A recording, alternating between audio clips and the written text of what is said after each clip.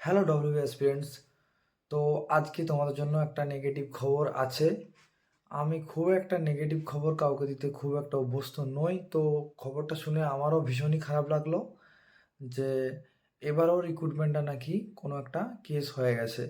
তো সত্য মিথ্যা কথাটা তোমরা এবার নজর নিজেরাই রাখবো বিচার হাইকোর্টের করে প্রশ্নের দেখে মুখে নাও। কনস্টেবল নিয়োগ। হ্যাঁ, নম্বর বিভাজন ছাড়াই নিয়োগ তালিকা নিয়ে প্রশ্ন। আরো ডিটেইল আপডেট জানার চেষ্টা করবো। অর্ণব রয়েছে আমার সঙ্গে। অর্ণব, 2024 সালের মার্চ মাসে রাজ্যের প্রায় 11,749 কনস্টেবল নিয়োগের বিজ্ঞপ্তি জারি হয়। সেই প্রক্রিয়া প্রায় শেষের দিকে কলকাতা হাইকোর্টে মামলা দায়ের হয়েছে ওই বিজ্ঞপ্তিকে চ্যালেঞ্জ করে, এবং সেখানে অভিযোগ হচ্ছে এসএসসির মতোই নম্বর বিভাজন এবং ক্যাটাগরি অর্থাৎ general caste, OBC, SC, ST এই তালিকা প্রকাশ না করেই নিয়োগের প্রক্রিয়া এগোচ্ছে।